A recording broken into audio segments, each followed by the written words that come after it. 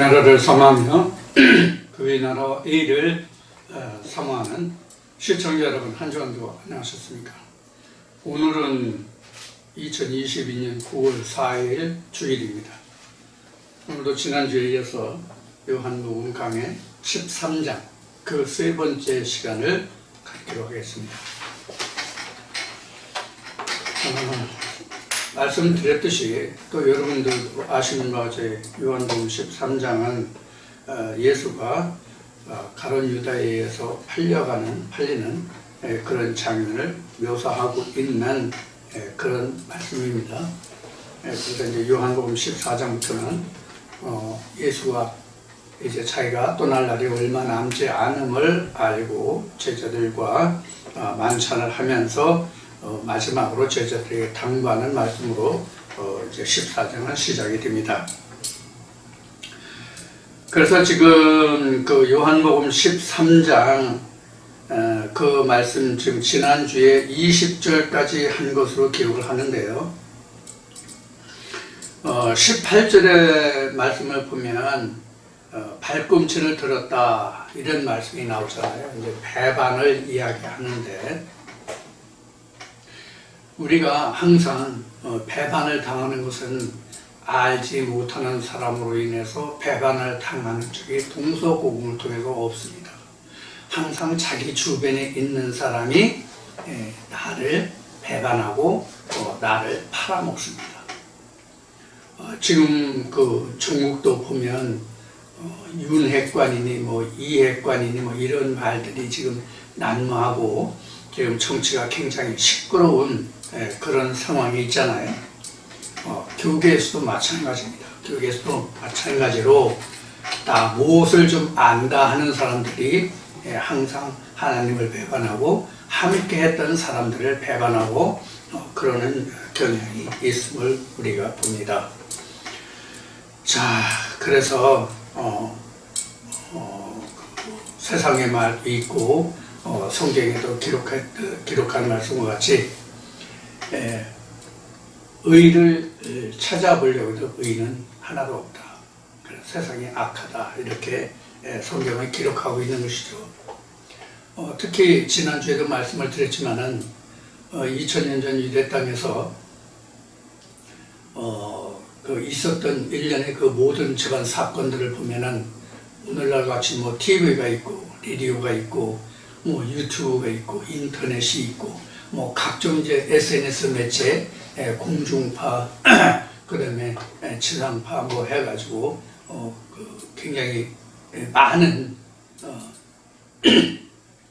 방송 매체들이 있어서 실시간으로 세상에 다 알려지고 전해지잖아요. 그래서 60년대 중반 60대에 경부 고속도로를 세울 때만 해도 건설할 때만 해도 처음으로 대한민국이 남한에서 38선 이남에서 남한에서 일일 생활권이라는 것이 없었거든요. 근데 경부 고속도로가 개통이 되면서 남한이 일일 생활권으로 변화되면서 지금은 온 지구촌이 일일 생활권으로 변화되는 이러한 지경에 살고 있습니다. 그래서 다니엘서에 기록된 말씀과 같이 왕래가 빨라지고 교통이 빨라지고 지식도 더해가고 그러한 세상에 있습니다. 자, 이러한 그 세상을 살면서 여러분들은 지금 저와 함께 요한복음을 지금 공부해 가면서 어떤 생각과 어떤 뜻을 가지고 있는지 모르겠어요. 자, 그래서 우리가 항상 방금 말씀드린 바와 같이 우리가 배반하는 것은 항상 아는 자가 배반을 한다는 것을 우리가 잘 아셔야 합니다. 여기 지금 대표적으로 지금 가룟 유다가 그 한 예가 되겠죠. 가룟 유다가 오늘날로 말하면 교회의 그 재정집사, 재정장로쯤 되는 직책을 가지고 있잖아요. 자, 그러니 그 예수를 얼마나 가까이서 섬겼다고 할 수 있겠어요. 이러한 사람이 바로 가룟 유다인데 가룟 유다가 그 스승을 팔아먹는 그런 결과를 가져오죠. 우리도 정치계에서 오늘날 이렇게 사회가 혼란하고 어지러웠던 것이 그 자기 주군을 배반한 그런 일 때문에 이러한 현상이 생기잖아요. 마찬가지로 우리가 믿음 안에서도 마찬가지입니다. 그런데 우리가 지금 말한 것은 외적으로 실제로 있었던 일들을 지금 말하고 있잖아요. 그런데 무엇보다도 가장 무서운 것은 나를 실족시키는 내 안에 있는 가룟 유다가 무엇이냐, 내 안에서 내게 뒤꿈치를 들 것이 무엇인가 하는 것을 우리가 생각해 보는 것이 가장 중요합니다.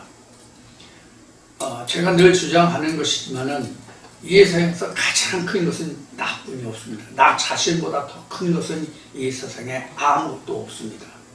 심지어 제가 이런 표현까지 했죠.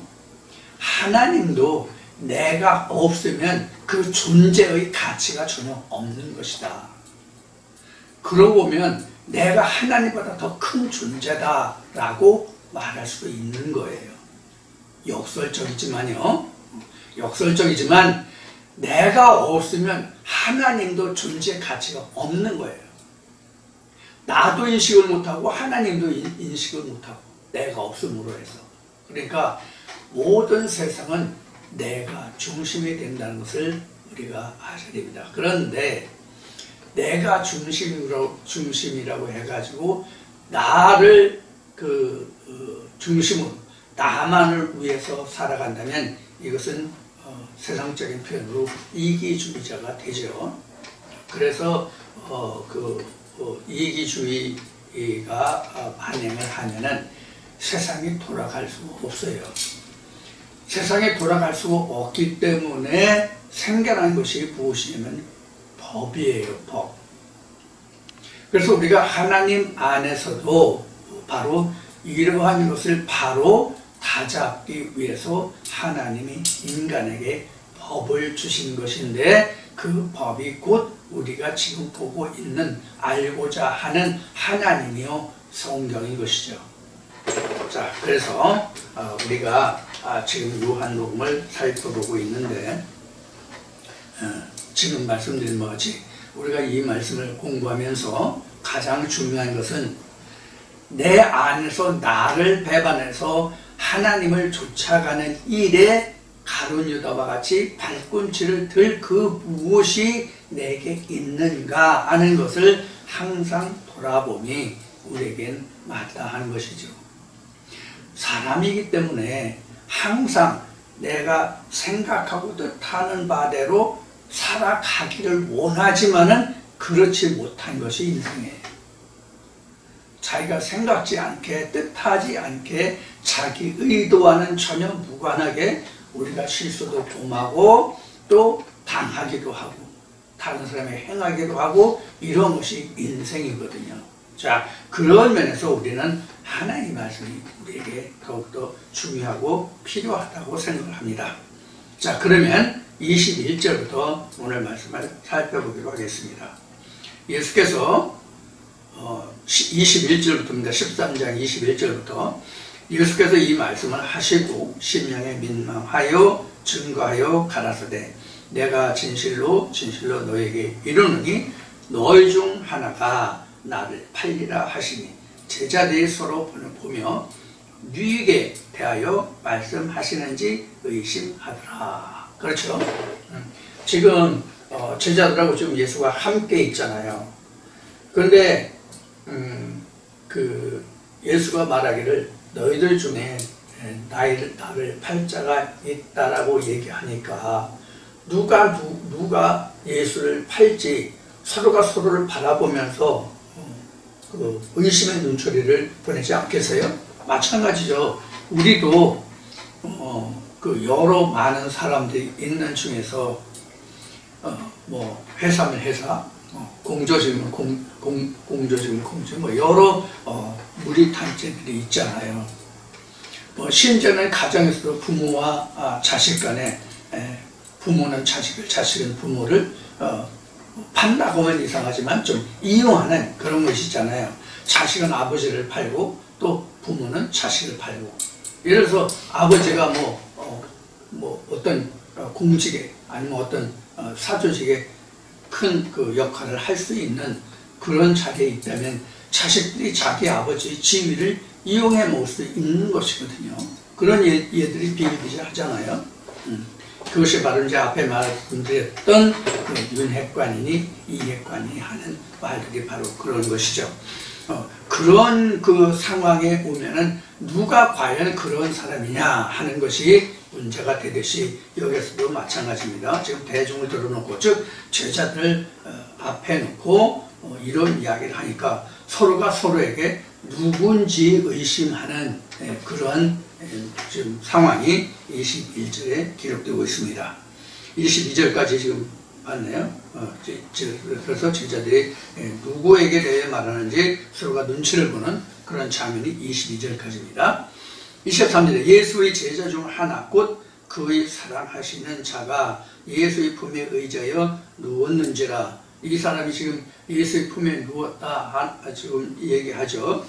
그런 그 의지에서 그러니까 상당히 그 가까운 친밀감을 그런 유대감을 나타내는 그런 표현이 바로 23절이죠. 그의 품에 예수의 품에 제자 중 하나 곧 그의 사랑하시는 자가 예수의 품에 의지하여 예수가 사랑하는 자가 예수의 품에 의지하여 그런 말이죠. 의지하여 누웠는데 시몬 베드로가 머리짓을 하여 말하되 말씀하신 자가 누구인지 말하라 한대. 그러니까 베드로가 그 예수의 품에 의지하여 누운 자에게 손자를 그가 누군지 좀 말하게 해달라. 예수에게 물어봐라. 이제 그런 뜻이죠. 그래서 그 25절에 그가 예수의 가슴에 그대로 의지하여 말하되 주여 누구니까 이렇게 가슴에 의지했다는 것이 여기가 우리가 눈여겨볼 사항입니다. 가슴은 우리가 일반적으로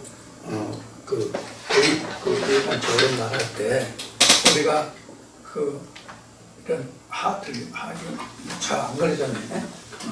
하트를 보면 이런 모양으로 되어 있잖아요. 이 하트가 우리가 사랑이라는 말을 할 때, 사랑이라는 표현할 때 이런 그 하트를 그리는데 이게 바로 심장을 뜻하거든요. 심장을 뜻하거든요. 이 심장을 뜻하는데 이게 바로 가슴이란 말이에요. 그러면 여기서 의존하는 것은 푸시케와 피오니우마의 그 합해져 있는 그러한 상태를 말하죠. 그러니까 푸시케와 피오니우마는 각자가 다 같이 누구나 다 우리 하나님의 진리를 알고 진리를 추종하는 자들에게는 푸시케와 피오니우마가 지금 동거하는 거거든요. 동거하는데 즉 이제 푸시케가 큰 자고 여기가 작은 자 같은데 이 둘이 있거든요. 그래서 그 창세기 25장에 있는 말씀같이 두 구민이 이제 태중이 있다. 그러나 큰 자가 작은 자를 섬기하리라 이제 이런 말씀이 이제 있죠. 바로 이것을 생각하면 됩니다. 가슴에 의지했다는 것은 완전하게 그의 심중에 있다. 이렇게 표현할 수 있는 부분이에요. 그러니까 지금 앞에 있는 말씀과 같이 사랑하는 자라는 그 말이 그 앞에 있잖아요. 그래서 바로 그러한 그 상태가 바로 가슴에 의지했다. 이런 의미입니다. 우리가 그래서 그 모든 어머니가 그 자기 자식을 양육할 때 젖꼭지를 물리고 가슴에 안잖아요. 이게 바로 가장 지고지순의 사랑을 의미하는 거잖아요. 그러니까 그냥 뭐 어깨에 기댔고 옆에 기댄 그런 상태가 아니라 완전히 가슴에 안겼다는 뜻이기 때문에 최고의 사랑을 마치 어미가 그 자식을 젖꼭지를 물려서 가슴에 안은 것과 같은 그런 사랑 관계를 이야기하고 있는 거예요. 실제 우리가 예수의 젖을 먹는 거나 마찬가지거든요. 왜냐하면 예수의 말씀을 우리가 먹고 영이 자라고 살아가잖아요. 그러니까 우리는 예수의 품에 안겼다 이렇게 말할 수 있는 거예요. 마치 어미가 그 자식이 그 어미의 품에 안겨 있는 것과 같은 그런 상황을 생각하시면 됩니다. 우리가 다 이와 같은 관계거든요, 사실. 하나님과 예수와 각자의 마음은 이와 같은 모습이란 말이에요. 이게 사랑이라고 하는 거예요. 여기에서는 그 어미가 자기 젖을 자식에게 물릴 때 그 자식이 어미의 젖을 빨 때 그 서로 사랑하는 마음 외에 무엇이 있겠어요? 이것이 바로 지고지순의 사랑의 모습이거든요. 마치 그와 같은 관계를 묘사한 것이 지금 우리가 간단히 글자로 읽고 있는 지금 가슴에 의지하여, 품에 의지하여 이러한 그 말씀으로 지금 기록되어 있는 것입니다.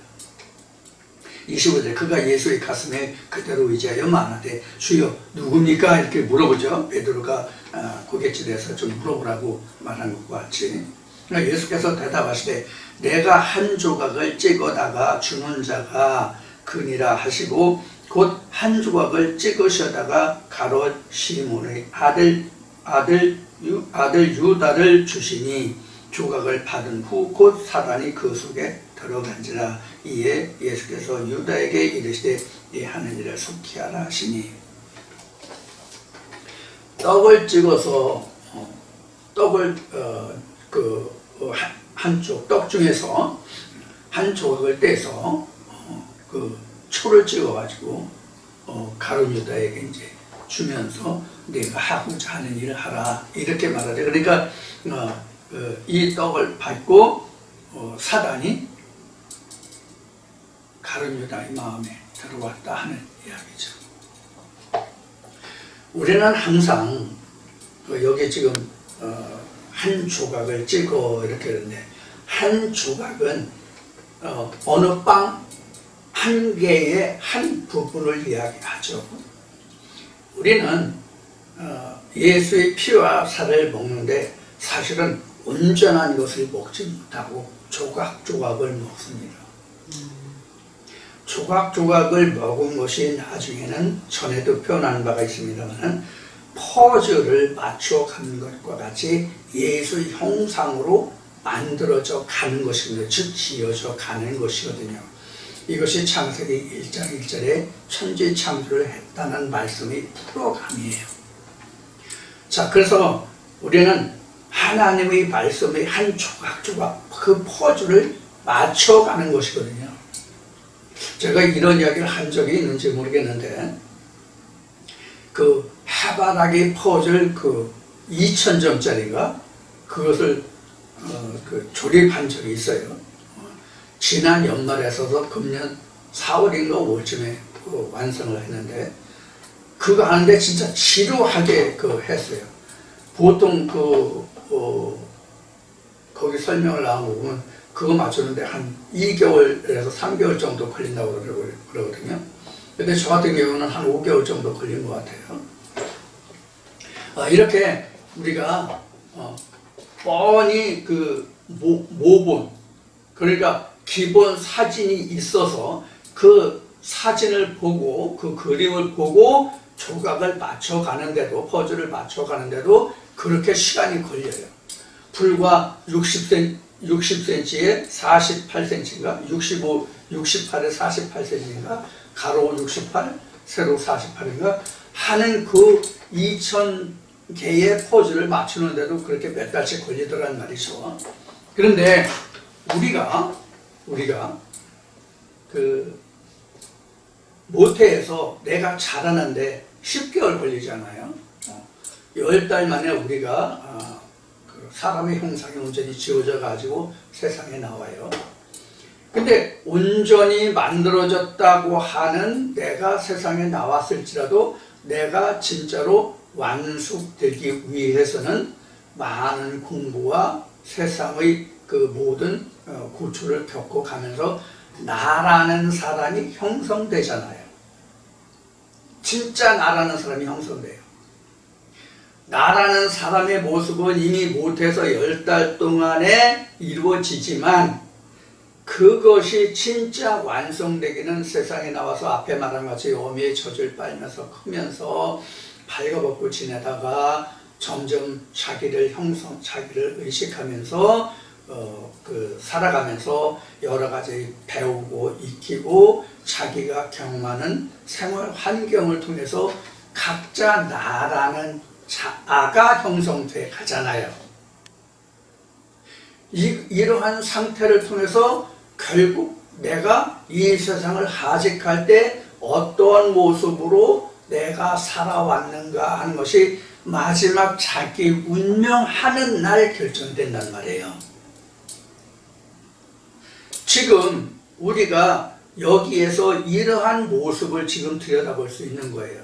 뭐냐면 예수의 그 피와 살인 한 조각 조각을 통해서 모태에서 내가 나라는 모습으로 완전히 지어지기까지, 그러니까 지금 우리가 예수의 피와 살을 조각조각 지금 먹어가고 또 먹고 또 그 퍼즐이 맞춰지고 있다는 이야기는 내가 아직은 복중에 있다, 하나님의 말씀의 복중에 있다, 이와 같이 말할 수 있는 부분이에요.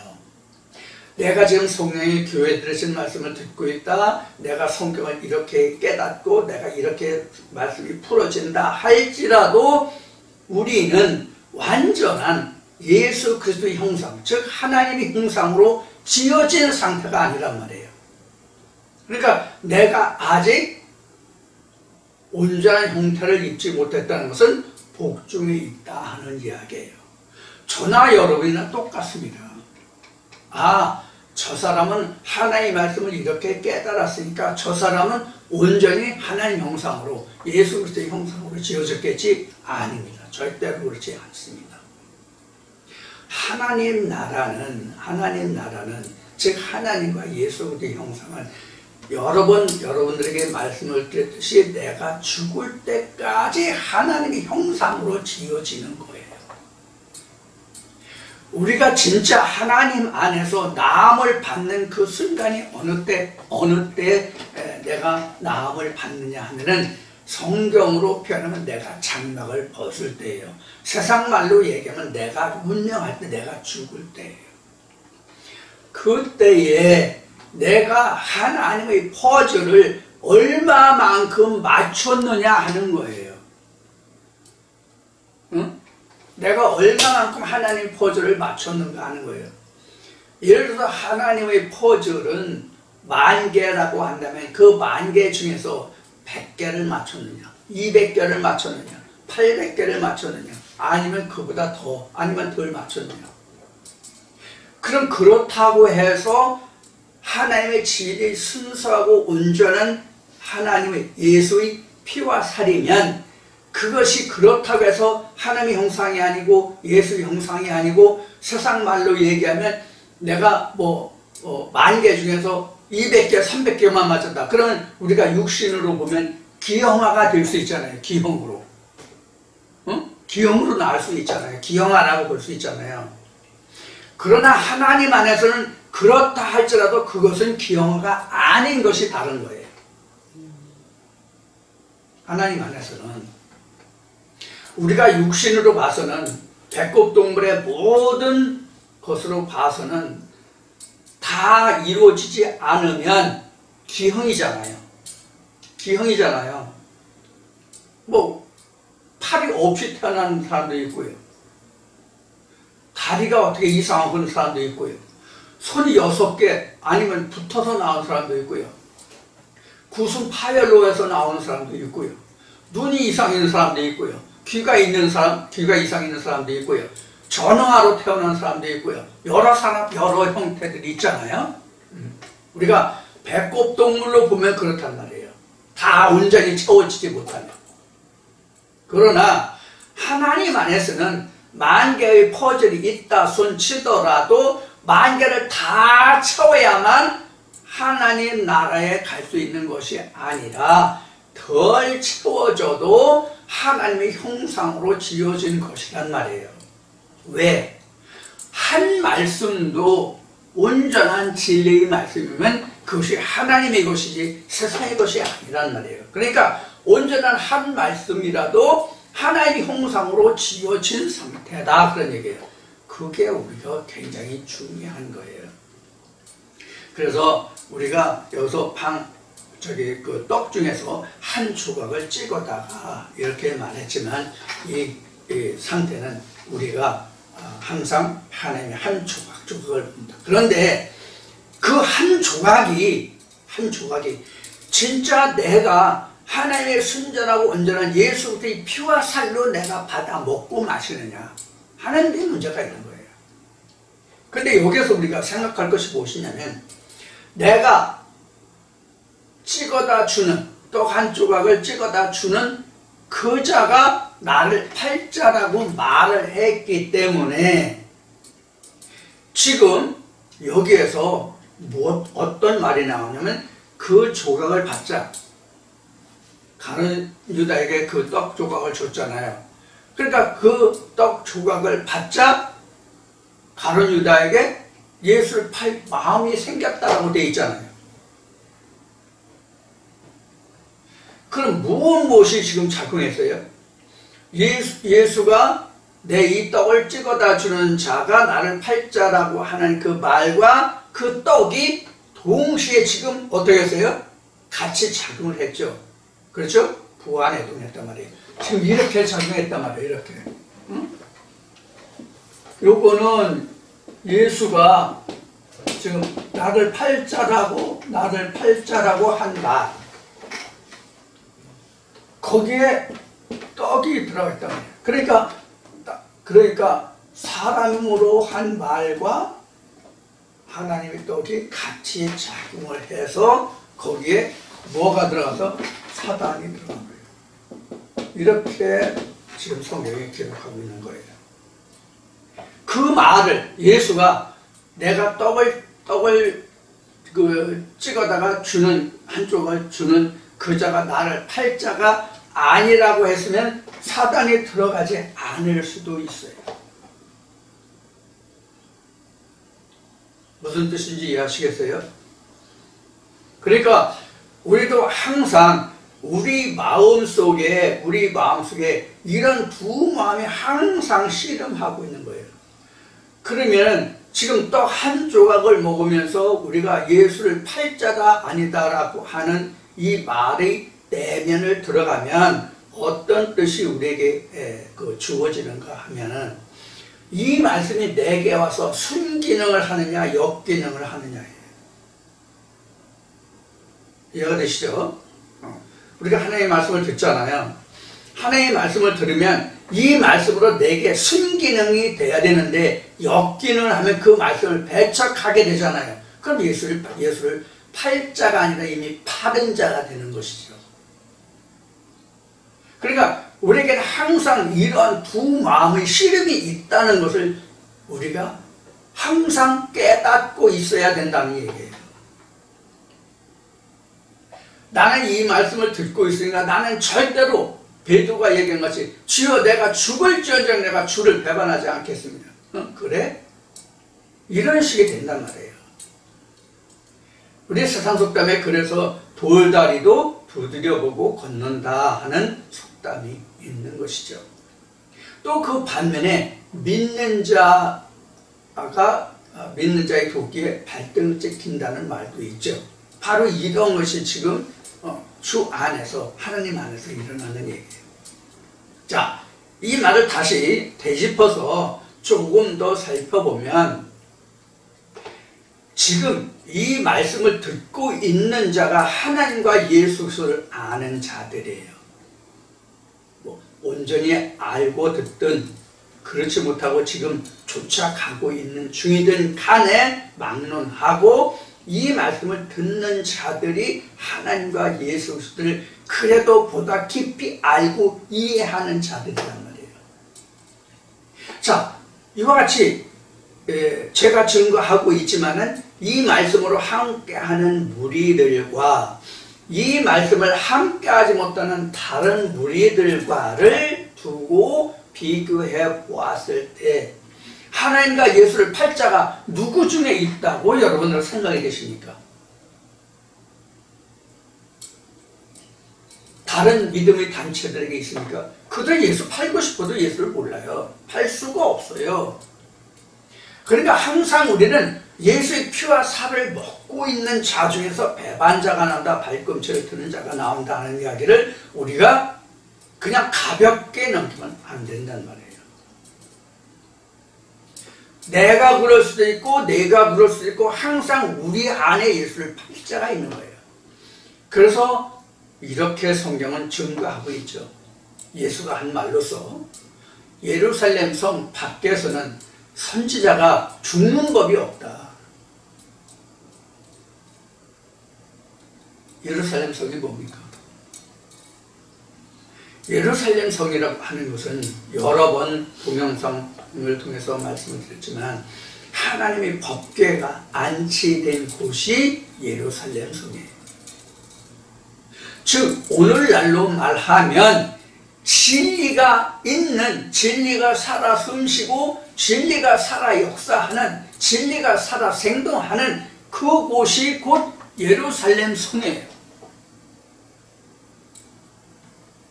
여기에서 예수의 배반자가, 예수를 팔 자가 나온다는 사실을 우리가 가볍게 여기면 안 된다는 얘기예요. 그래서 예수를 팔 자가 나는 아니다라고 말할 것이 아니라 내가 될 수도 있다라는 생각을 해야 된단 말이에요. 우선 나 자신부터. 여러분들 앞에 하나님의 말씀이 이러이러하다 지금 말하는 이런 모든 것들이 가장 먼저 돌아볼 자가 나라는 이 생각을 하지 않으면 안 된단 말이에요.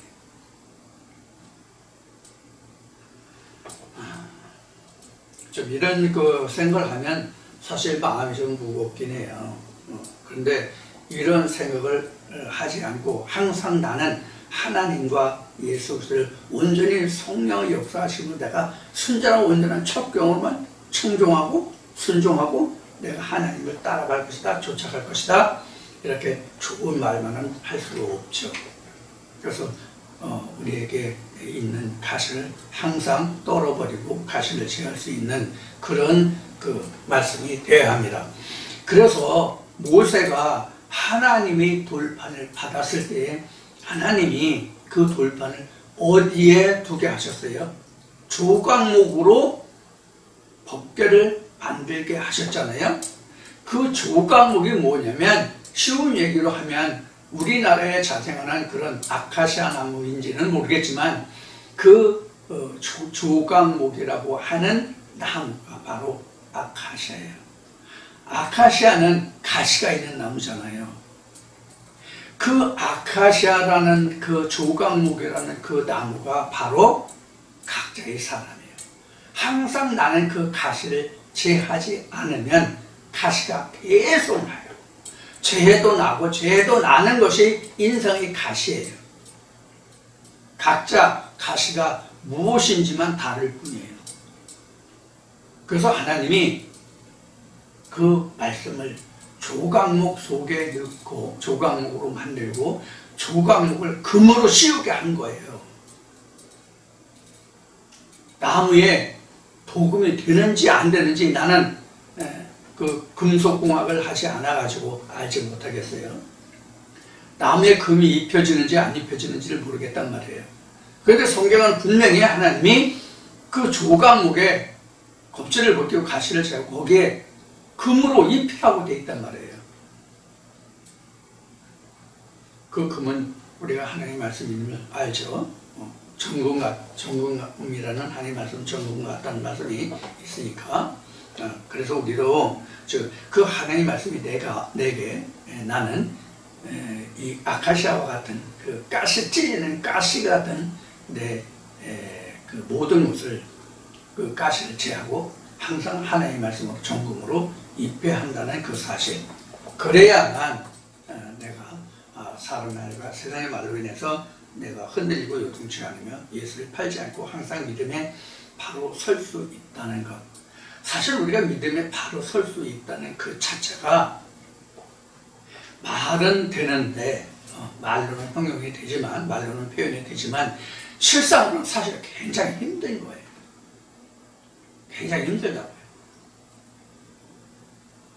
내가 순금으로 입힌 그러한 법궤 속에 하나의 말씀이 좌정할 수 있는 상태의 것이 절대로 사람은 아니라는 말이에요. 실제로 나무는 한번 베어져서 사람의 손에 다듬어지고 가공이 되면은 다시 그 어떤 살아 움직이는 다시 변화되는 그러한 일이 절대로 벌어지지 않아요. 아카시아 나무를 베가지고 그것을 껍질을 벗기고 말려서 목재소에 가든지 자기가 하든지 간에 그것을 판지로 켜서 나무를 켜서 판지로 만들어서 그것을 궤를 만들었다면 그 나무가 다시 살아서 가죽이 입혀지고 가시가 다시 날 수 있습니까? 잎이 날 수 있습니까? 더구나 거기다 그물이 입혔으면 안 되잖아요. 그러나 사람의 마음의 나무는 이사야 5장 7절에 기록된 말씀과 같이 이 나무는 이스라엘 유다 백성이라 이렇게 기록된 말씀과 같이 우리가 하나님의 말씀을 담은 조각목과 같은 그런 상태란 말이에요. 그런데 우리의 조각목은 인생의 조각목은 절대로 거기다 금을 입혀도 그 금을 떨쳐버리고 즉 하나님의 말씀을 떨쳐내고 나라는 가시가 나올 수 있는 것이 인생의 조각목이란 말이에요. 그런 의미에서 보면 하나님은 항상 좌불안석이에요. 내가 좌불안석이 아니라 하나님이 내 안에서 항상 좌불안석이라고. 이 녀석이 언제 나를 배반할지 언제 나를 뛰쳐나갈지 나를 내쫓을지 모른단 말이에요. 상황적으로 설명하면 그렇단 말이에요. 내가 언제 어느 때 어떻게 변화해서 이 말씀을 아니라고 부인할지 아니면 나는 살고 이 말씀은 돌아보지 않을지 이거 모르잖아요. 따지고 보면 내가 좌불안석이 아니라 하나님 말씀이 좌불안석이 돼야 되죠. 상황적으로 보면. 근데 우리가 그런 생각을 합니까? 저조차도 그런 생각을 안 해요. 저조차도 그런 생각을 안 한다고요. 여러분들은 어떠신지 모르겠지만 저 같은 경우도 그런 생각을 거의 하는 적이 없어요. 거의가 아니라 아예 생각하지 않았다고 해도 과언이 아니에요. 사실 우리가 상황적으로 보면 그렇거든요. 나는 주인이고 하나님과 예수는 나한테 객이 된 자잖아요. 그렇잖아요. 처음부터 나 안에 있었지만 하나님과 예수는 어느 날 내게 온 자잖아요. 하나님과 예수는 어느 날 내게 온 자란 말이에요. 그럼 내가 주인이고 하나님과 예수는 객이란 말이에요. 그러면 우리가 상황적으로 볼 때 주인이 불안해요? 객이 불안해요? 객이 불안하죠. 그렇죠? 상황적으로 보면. 근데 우리가 말할 때는 항상 하나님, 예수, 그리스도 한단 말이에요. 우리가 실제로 입술로는 마음으로 생각으로 그렇게 하잖아요. 그런데 실제로는 그렇지 못한 적이 있단 말이에요. 많단 말이에요. 있다는 것이 아니라 많다고 얘기해야 돼요. 그래서 이런 말씀이 있잖아요. 예수가 이런 말 하잖아요. 내가 객이 됐을 때, 굶주렸을 때, 헐벗었을 때 너희들이 나를 먹였고 입혔고 채웠고 이런 얘기를 하잖아요. 이제 말씀 뒤에 나올 거예요. 우리가 이런 생각을 얼마나 하고 우리가 믿음에 거하고 있는지를 우리가 돌아봐야 한단 말이에요. 그렇지 못하면 내 안에서 역사하는 가룟 유다가 수없이 많이 있다고.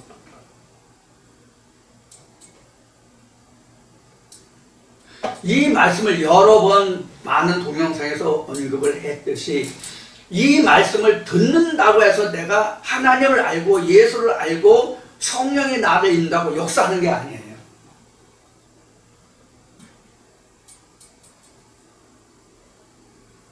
하나님의 역사하시면 보고 듣고 깨달았을 때에 비로소 내가 이 말씀으로 발을 내디딜 수 있는 단초가 되는 거예요. 보고 들었고 내가 알았다고 해서 되는 게 아니에요. 제가 수학에서 그 인수분해 공식을 가끔이 아니지 뭐 자주 했다고 해도 과언이 아닌데 자주 말하는 이유가 있어요. 인수분해 공식 다 외웠어요. 인수분해 공식 다 외웠어요. 암기했어요. 그것을 암기해서 그것을 내가 안 것과 그것을 분석해서 그 이치를 깨달아 아는 것과는 차이가 있단 말이에요. 그럼 그 차이는 어디에서 나타나느냐? 시험을 보면 알아요. 시험을 보면. 시험이 공식을 풀으라고 나옵니까? 인수분해 문제가 시험에 나온다면 인수분해 공식을 써놓고 이 공식의 답이 뭐냐라고 문제가 나옵니까? 응용 문제가 나오죠. 응용 문제. 응용 문제가 나오기 때문에 그 이치를 완전히 파악하고 깨달은 자는 어떤 응용 문제가 변형되어 나온다 할지라도 그 문제를 해석하고 풀이할 수 있지만 단순하게 그 공식만 보고 듣고 이해한 자는 문제를 응용해서 다른 방법으로 바꿔서 문제를 내면 전혀 풀지를 못한단 말이에요. 성경이 이와 같다고.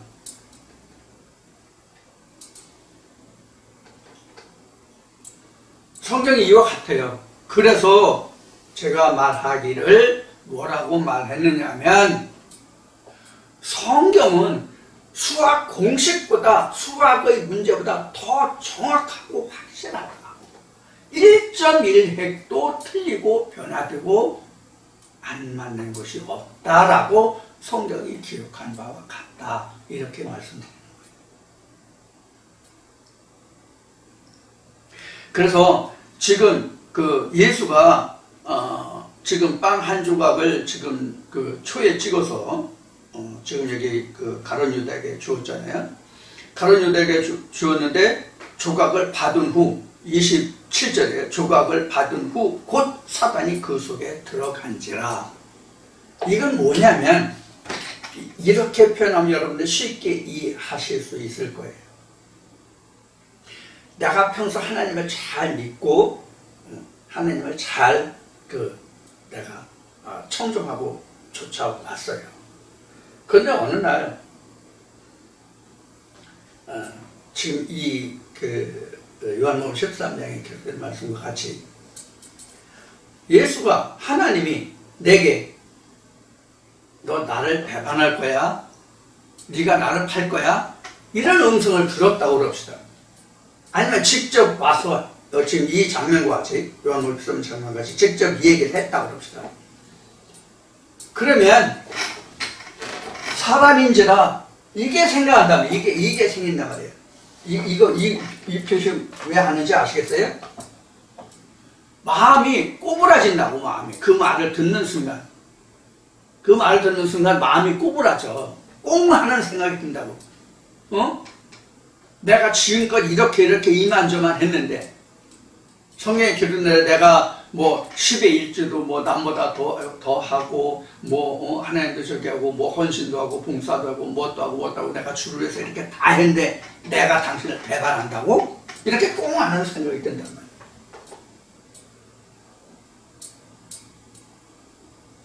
그냥 말로만 들었을 땐 너희들 중에 나를 팔 자가 있을 거야 이렇게 말할 때는 설마 나는 아니겠지, 설마 나는 아니겠지 이렇게 생각하고 있는데 직접 나한테 그 떡조각을 내가 받았다라고 생각해 봅시다.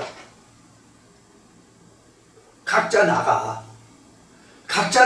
자가 이러한 상황이 돼서 직접 내가 하나님으로부터 주로부터 그 떡조각을 받았다고 생각해 보세요. 여기서는 즉시 사단이 그 속에 들어간지라 이렇게 되어 있죠. 그 얘는 떡을 받는 순간이란 말이에요. 그럼 우리는 여기서 어떤 생각을 해볼 수 있어요? 이걸 뒤집어 봐야 된다. 뒤집어 본다는 얘기는 뭐냐? 그럼 내가 이렇게 떡을 받았을 경우에 나는 어떤 생각을 했을까? 또는 어떤 생각을 해야 할까라는 생각 말이에요.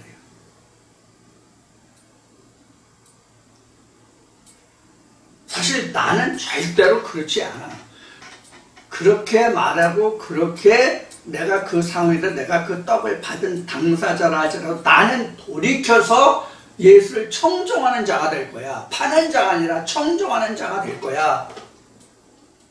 이렇게 평상시에 생각을 한단 말이에요. 누구든지 마치 베드로가 내가 이방인에 팔려서 십자가에 죽어야 된다고 절대로 그럴 수 없다. 당신은 죽으면 안 된다. 베드로가 나쁜 생각으로 했어요? 좋은 생각으로 했어요? 좋은 생각으로 했거든요. 인간으로서는 사람으로서는 선생과 제자로서는 지극히 당연한 말을 했잖아요. 근데 예수가 하는 말은 뭐예요? 네가 하나님의 일은 생각 안 하고 사람의 사정을 생각한다 이렇게 했잖아요. 이것이 우리에게 가시란 말이에요. 하나님의 뜻과 사람의 생각이 서로 충돌해서 가시가 된단 말이에요. 지금 가룟 유다가 그렇거든요. 이 꽁한 생각은 없어야 되는데 이 꽁한 생각이 있어요. 이렇게 12명이나 있는 중에서 12명 중에서 하필 나야? 내가 당신을 팔자라? 그래, 너 두고 보자. 내가 너 진짜 팔 거야. 이런 생각이 그 마음속에 들어갔다는 뜻으로 우리가 해석해 보면 돼요. 우리가 실제로 그렇잖아요. 실제로 우리가 학교 다닐 때 지금은 학교 생활이 어떠한지는 모르겠지만 전에 보면은 내가 학교 다닐 때마다 대학은 다르지만 고등학교까지만 보통 한 반에 60명이 넘었단 말이에요. 그래서 대학은 전혀 반편하게 다르지만은 고등학교까지를 보면 초등학교에서 고등학교까지를 보면 보통 시골 학교도 2개반 3개반인데 60명 70명이야 한 반이. 중학교까지 시골에 있다가 고등학교를 서울로 올라갔는데 고등학교 들어갔는데도 고등학교가 그렇게 많은데도 학생들이 얼마나 많은지 8개반이야 8개반. 60명이 넘는데 8개반이야.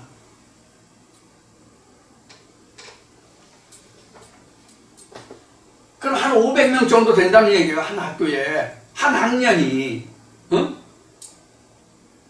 그러니 1, 2, 3학년 하면은 1500명에서 1600명이야.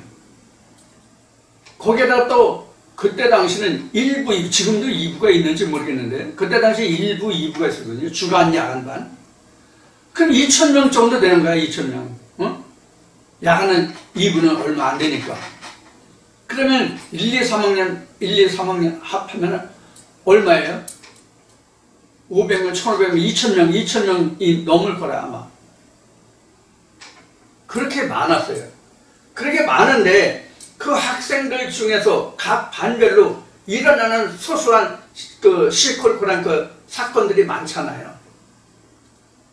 무엇을 잃어버렸다, 누가 누구를 때렸다, 뭐 했다. 그런 이제 일이 생기잖아요. 그러면 아무 허물도 없는 나에게 선생이 꼭 집어가서 네가 그랬지 이런 생각을 이런 말을 듣게 되면 이런 생각 안 들어요? 아니 나는 아무것도 아닌데 나는 아무런 생각도 아닌데 나는 아무런 관련이 없는데 나를 지적해서 했다면 이런 생각 안 들어요? 지금 가룟 유다가 지금 그런 입장이란 말이에요. 평상시에 그런 생각을 안 했다가도 예수가 그 말하고 찍어다 주니까 나는 그런 생각이 전혀 없었는데 나를 이렇게 생각해? 나를 이렇게 대우해? 이런 생각이 들었을 거란 예측을 가정을 해보는 거예요. 왜 가정을 하냐면 방금 전에 말씀드렸듯이 내가 과연 이러한 상황에서 내가 직접 당하고 나면 나는 어떻게 했을까라는 것을 가정해 본 것이 바로 그래서 말씀드린 거예요.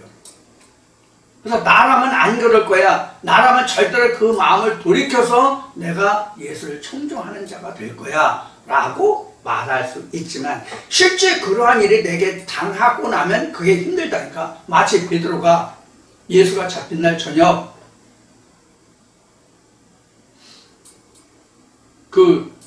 주인이 지나가다 너도 거기 있었던 것 같은데 이 말 한마디에 베드로가 어떻게 대응을 했는지 반응을 했는지 우리가 말씀을 보면 쉽게 이해할 수 있을 거라 생각이 됩니다. 우리 인간의 마음이 이렇거든요. 그래서 우리는 바울이 말한 같이 내가 항상 십자가 밑에 죽어야 하고 누가복음에 기록한 말씀으로는 항상 부릅하고 걸음져야 한다는 이야기가 그래서 성경에 기록되고 있는 거예요. 나는 절대로 아니라고 장담할 수가 없어요. 베드로같이 죽으면 죽을지언정 이렇게 장담 혹은 장담할 수가 없는 것이 믿음의 문제예요. 여기서 이런 점을 여러분들에게 좀 강조해서 말씀을 드리고 싶습니다. 우리가 세상 말에 모든 일을 항상 튼튼히 함이 듣는 함이 우리에게 해가 없다는 말이 있잖아요. 그래서 이렇게 여러분들에게 당부의 말씀으로 드립니다. 그 다음에 28절 보겠습니다.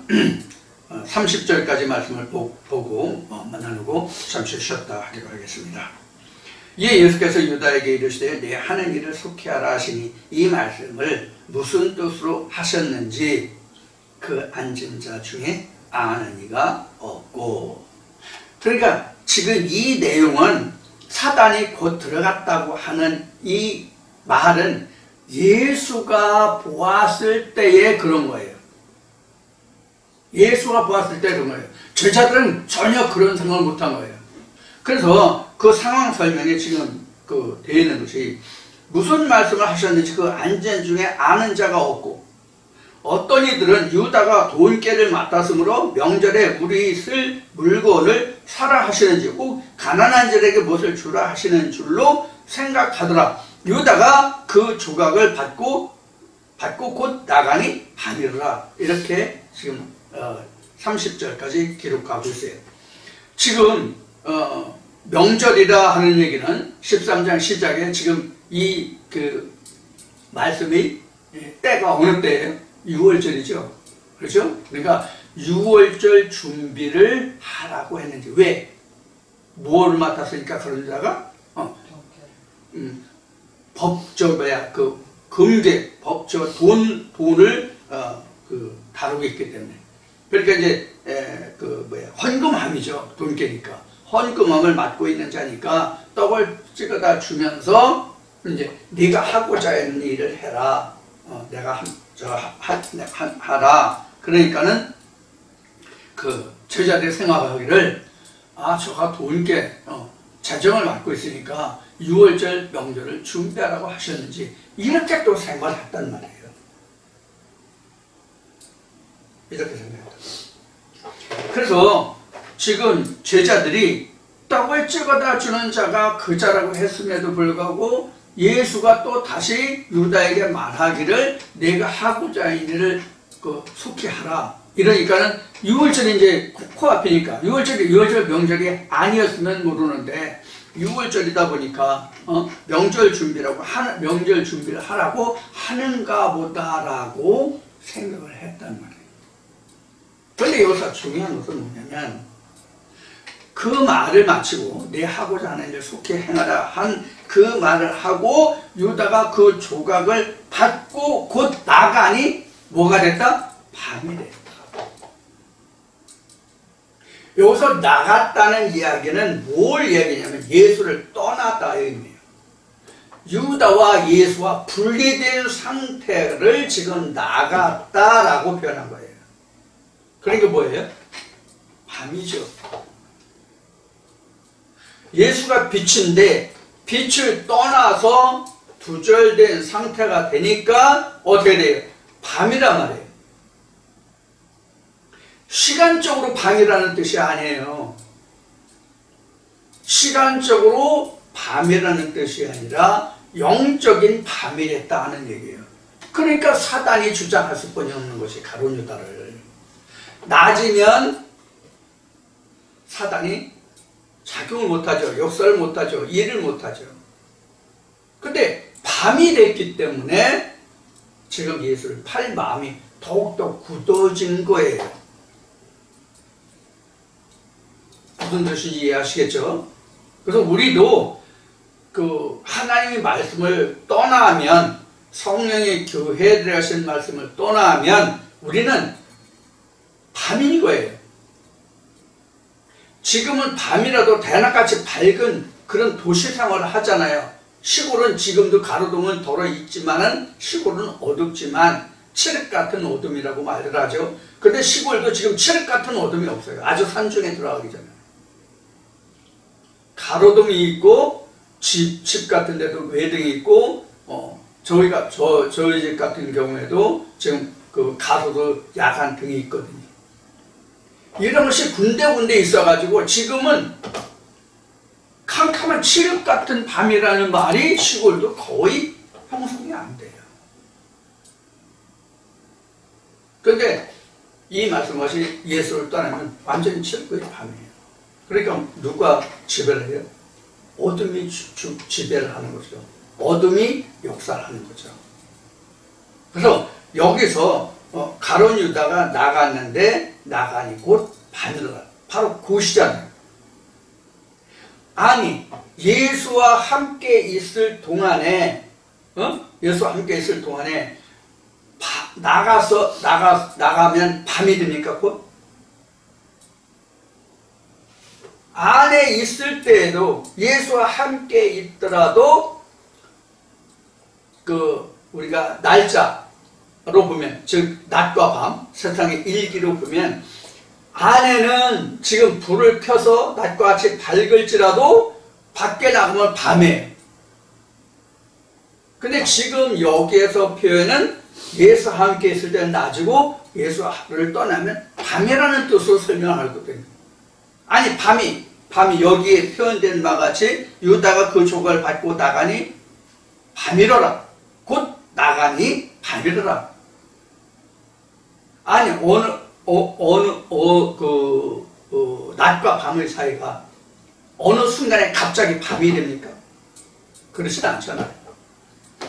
밤도 서서히 오고 낮도 서서히 온단 말이에요. 갑자기 밤이 되거나 갑자기 낮이 되지는 않잖아요. 여명이 있고 땅거미가 있단 말이에요. 응? 여명이 있고 땅거미가 있거든요. 그러니까 서서히 밝아지고 서서히 어두워져서 딱 어두워지고 이런 거란 말이에요. 지금 여러분들 땅거미라고 얘기를 했는데 여러분들 혹시 땅거미 아시나요? 땅거미가 뭔가요? 여명이 뭔가요? 땅거미와 여명이 같다는 뜻을 아시나요? 상황적으로 같아요. 땅거미가 지나면, 여명이 지나면 어떻다 하는 것은 달라요. 땅거미가 지나면 완전한 밤이 되고요, 여명이 지나면 완전히 낮이 돼요. 그런데 땅거미와 여명이 같은 의미를 뭘 가지고 있냐면 땅거미가 가장 어두운 때고 그 다음에 여명도 가장 어두운 때예요. 다만 어떤 상황으로 바뀌느냐만 달라요. 여러분들 땅거미와 여명을 한번 사전에서 찾아보시기 바랍니다. 제가 설명이 혹시 잘못될 수도 있으니까.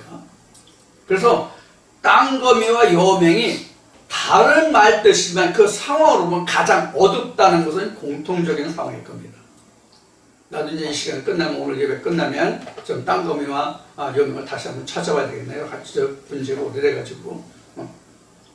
그래서 땅거미가 지나면 완전히 밤으로 돌아가는 거고 여명이 지나면 완전한 낮으로 돌아가는 거거든요. 근데 땅거미와 여명이 그 상황이 가장 어두운 때다. 그래서 우리도 지금 땅거미를 지나서 지금 밤으로 왔잖아요. 그래서 우리가 지금도 여명에 있으면 안 돼요. 빨리 우리가 별을 보고 낮을 바라봐야 되거든요. 그런 그 의미에서 땅거미와 여명이라는 말씀을 드렸습니다. 그래서 이제 30절까지 말씀을 나눴는데요. 나머지 말씀은 잠시 쉬었다가 함께 하겠습니다.